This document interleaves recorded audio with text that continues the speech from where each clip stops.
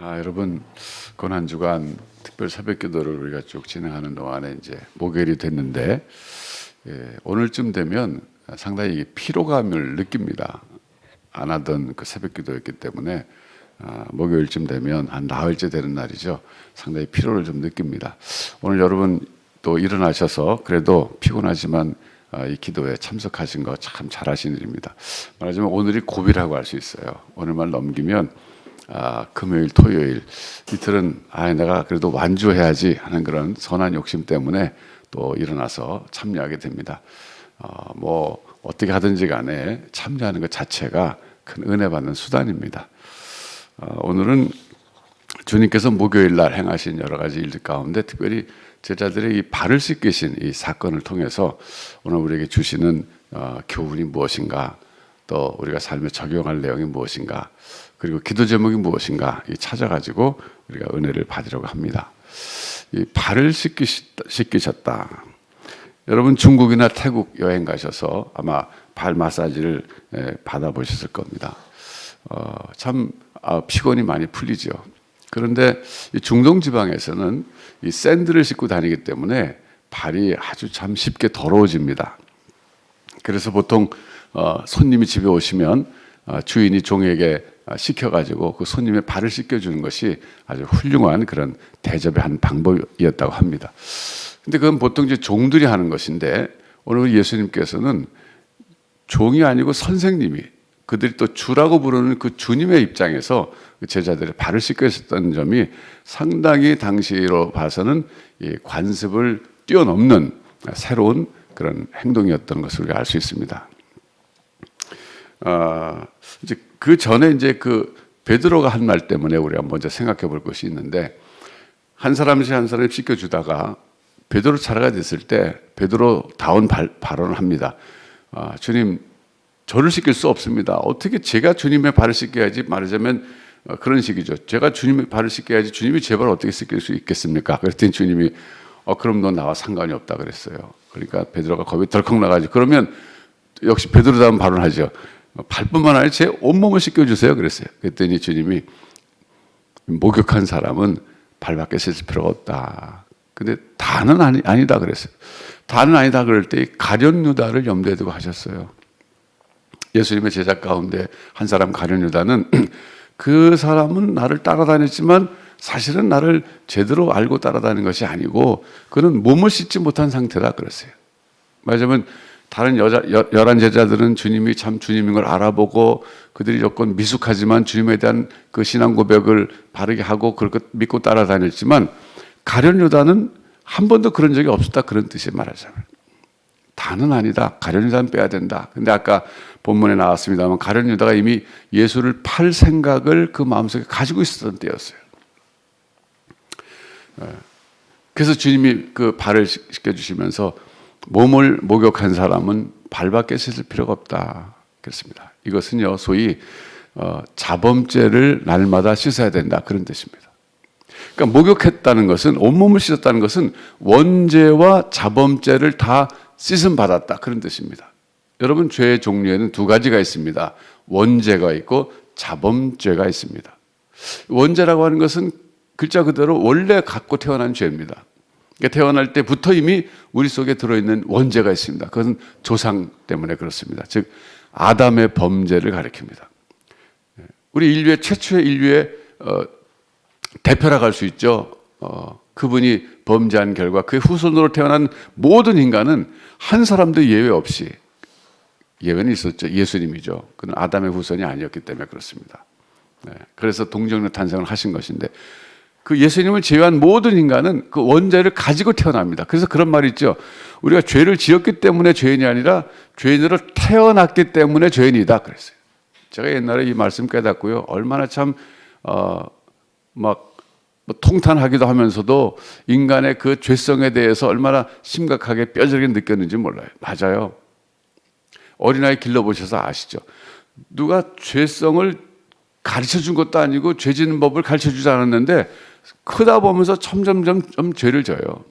인간이 죄를 지었기 때문에 죄인이 아니다. 그러니까 내가 죄를 지었기 때문에 죄인이 아니라 죄인으로 태어났기 때문에 죄인이다.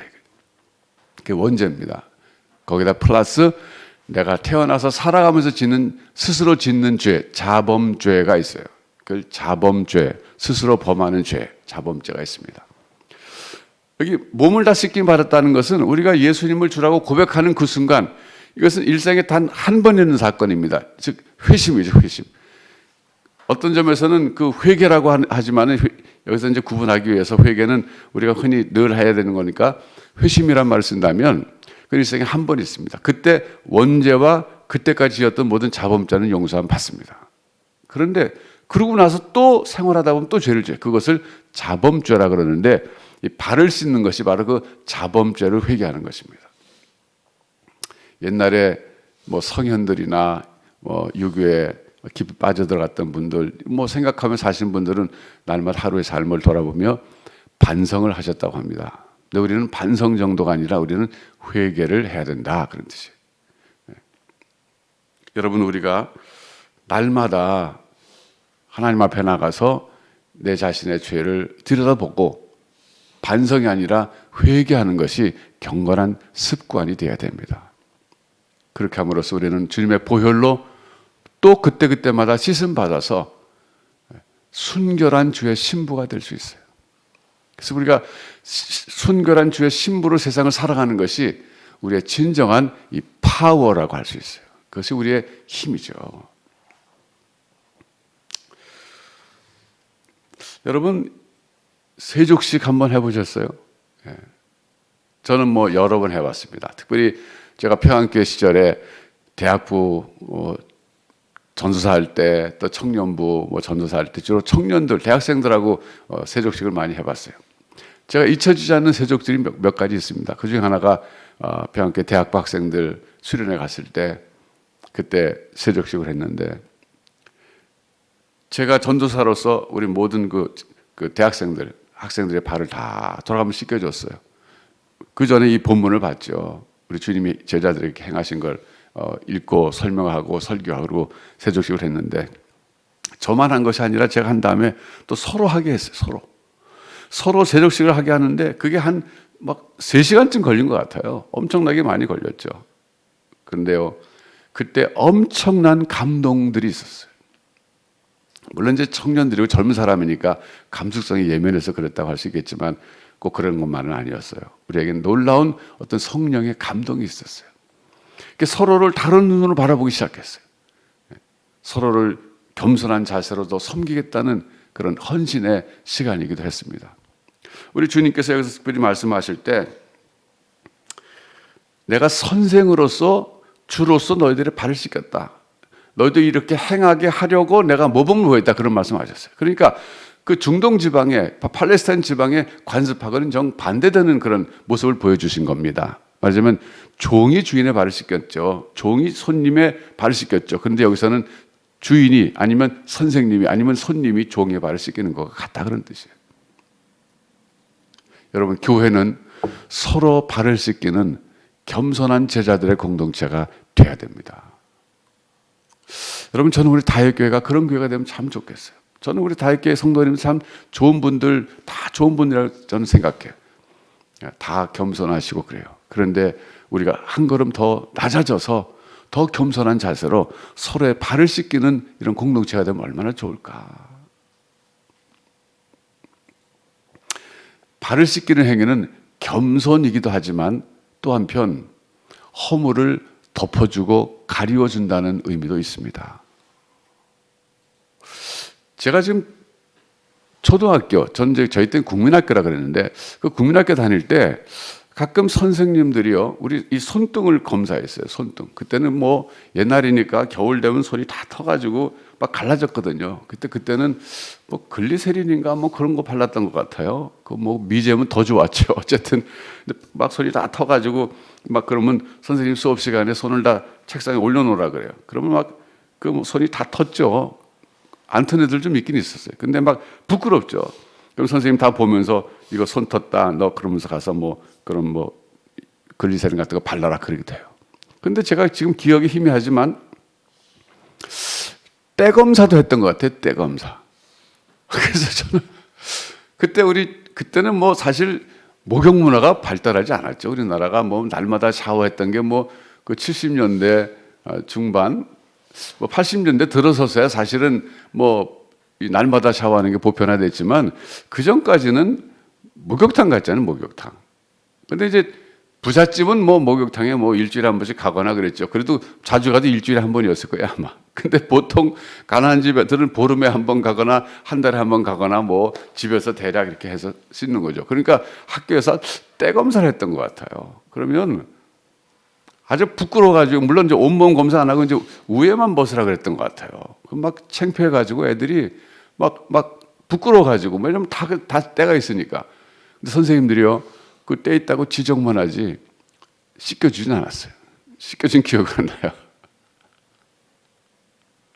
우리 주님께서는 발 더러운 거를 보시고 검사하고 발 씻어라 그러지 않냐. 당신이 씻겨주셨어요. 이것은요, 허물을 덮어주시고 가려주신 행위였습니다. 그렇기 때문에 주님이 발을 씻겨주신 이 행동에는 겸손도 있지만 허물을 덮어주고 허물을 씻어주고 가려줬다는 의미도 있어요. 그래서 우리가 서로 발을 씻겨주는 신앙 공동체라 그럴 때는 겸손한 자세로 섬기는 것뿐만 아니라 더 나가서 상대방의 허물을 덮어주고 가려주고 씻겨주는 이런 태도까지 우리가 가져야 됩니다. 여러분, 그런 공동체가 있다면 얼마나 아름답겠어요. 또 4월 15일 날 총선이 다가오고 있는데 이 총선 때 국회의원들이 이제 선출되죠. 근데 옛날부터 이 공복이라는 말을 우리나라에 썼습니다. 공적인 종이다, 그런 뜻이죠. 그러니까 높은 관리들도 뭐 명목상으로는 공복들이었어요. 공복. 나라에서 돈을 받아서 그리고 백성들을 섬기는 공복인데 말만 그렇지 다 군림하지 않았습니까? 근데 그런 문화와 전통이 계속 이어지다가 이제는 민주화 운동이 일어나서 뭐 해결된 게 아니라 요즘에 들어서서 많이 이제 문화가 바뀌면서 좀 달라지는 것 같아요. 근데 우리가 기도할 것은 뭐냐면 진정한 공복들이 많이 선출돼서 정말 이 백성들의 발을 씻겨주는, 그 백성들의 발을 씻겨주는, 겸손하면서도 백성들의 모든 필요를 채워주고 그리고 부족한 것을 채워주는 그런 지도자들이 선출되게 해주시옵소서. 우리가 그렇게 기도해야 됩니다. 여러분, 오늘 이 말씀 우리가 너무 잘 아는 말씀이라 제가 길게 말씀드리려고 그러지 않습니다. 주변을 살펴보시기 바라요. 그래서 내가 지금 발을 씻겨줘야 될 사람은 누군가? 사실은 멀리 있는 사람이 아니라 가까운 사람입니다. 우리가 저 뭐 순바에 가서 우리 어린이들 가서 발을 씻겨줄 수 있어요. 예, 그건 뭐 하나의 어떤 그 사역이고요. 우리 삶 속에서 정말 발을 씻겨주는 이 행위가 경건한 습관이 돼야 됩니다. 제가 그때 평안교회 대학부 시절에 세족식 할 때 그랬어요. 여러분 옆에 있는 사람이 정말 보통 사람들이 아닙니다. 저는 그렇게 생각해요. 지금도 그렇게 생각해요. 우리 교회에 있는 우리 성도들 한 사람 한 사람은 여러분 주변에 옆에 있는 사람들이 보통 사람이 아닙니다. 왜냐하면요, 세계 인구가 60억이 되는데 60억 가운데서 여러분이 인생을 살아가면서 몇 명과 관계 맺고 살아갑니까? 뭐 극소수입니다, 사실은. 그렇게 많은 인구 60억 가운데 내 삶의 주변에 환경을 이루고 있는 사람들은요, 하나님께서 특별히 여러분 각자에게 필요하기 때문에 여러분 옆에 놔둔 사람들입니다. 결국 우리 신앙의 성숙은 그 사람들과의 관계 속에서 형성되는 것입니다.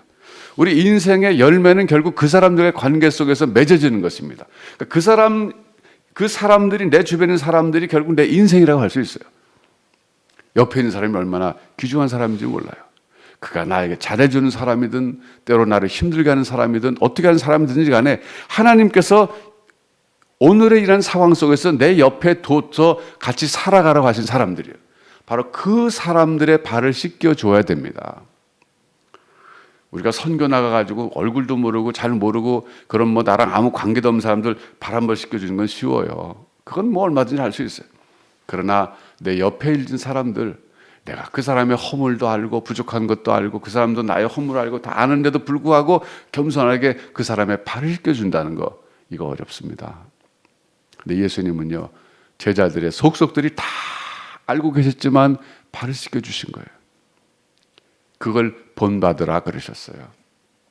주님의 고난주간을 지나가면서 우리가 주님의 고난을 묵상할 뿐만 아니라 주님의 모범된 행동을 본받으려고 하는데, 오늘은 특별히 주님의 이 낮아지심, 겸손하게 허물을 가려주시고 또 덮어주신 이 발을 씻겨준 이 행위, 이걸 우리가 적용해 봐야 되겠어요. 멀리 가서 적용하는 것은 별로 의미가 없습니다. 여러분 가정에서부터, 또 교회 안에서부터, 여러분 주변에 가까운 사람들에게부터 여러분이 그 사람 앞에 나타날 때 겸손하게 발을 씻겨준 사람을 한번 나타나 보십시오. 경험하지 못한 새로운 은혜, 새로운 감동과 새로운 하나님의 은총이 여러분에게 느껴질 것입니다. 말로는 우리가 많이 들었죠. 그러나 실제로 행하는 믿음이 살아있는 믿음입니다. 행함이 없는 믿음은 죽은 믿음이라 그랬습니다. 여러분 한번 실천해 보십시오. 주님께서 특별한 은혜를 주실 것입니다. 또 관계가 회복될지도 모릅니다. 생각지도 못한 놀라운 하나님의 선물이 주어질지도 모릅니다. 그래서 하지 않을 이유가 없습니다. 기도하겠습니다. 하나님 아버지, 우리 주님께서 제자들의 모든 부족함과 허물을 아심에도 불구하고 겸손하게 그들의 발을 씻겨주신 이 태도를 본받기를 소원합니다. 그래서 저희들이 서로 발을 씻겨주는 아름다운 다해신앙 공동체를 이루게 하여 주셔서 이 안에서 사는 것이 우리에게 그야말로 하나님의 특별한 축복과 선물이 되게 하여 주시옵소서. 먼저 가족 내에서부터 서로를 발을 씻겨주는 저희가 되게 해주시고, 내 인생의 주변에 하나님이 허락하신 여러 사람들 발을 씻겨주는 삶을 살아서 세상이 주지 못하는 기쁨과 평안을 누리는 저희가 되게 하여 주시옵소서. 날마다 반성이 아니라 회개하게 해주셔서 주님의 거룩한 순결한 신부로 인생을 살아갈 때 하나님이 함께 하시는 삶을 살면서 하나님의 뜻을 이루는 인생을 살게 될 줄로 믿습니다. 4월 15일 총선을 하나님 축복하셔서 명목상의 공복이 아니라 진실된 공복들이 다 선출되게 해주셔서 백성들의 발을 씻겨주는 겸손한 지도자들, 섬기는 지도자들 선출되게 하여 주시옵소서. 이 땅에 성행하고 있는 이 코로나를 하나님 제거하여 주시고, 전 세계가 지금 두려움에 떨고 있는데 우리가 눈에 보이지 않는 이 바이러스에 지배당하는 이런 상황이 되어버렸습니다. 그러나 눈에 보이지 않는 하나님이야말로 진정한 통치자이신 줄 믿사오니 이 시간 주께서 명하셔서 코로나가 물러가서 우리의 일상이 회복되며 예배가 회복될 수 있도록 은총을 더하여 주옵소서. 우리 다윗교회 성도님들 오늘도 있는 곳에서 주께서 지켜주시고, 특별히 아이들 어느 곳에 있든지 눈동자같이 보호해 주시고, 그리고 지금 여러 가지 경제적 상황이 악화되는 가운데 있지만 하나님께서 우리 모든 성도들의 생업과 직장 생활이 주 안에서 형통케 하시고 은혜롭게 하여 주옵소서. 예수님의 이름으로 기도하옵나이다. 아멘.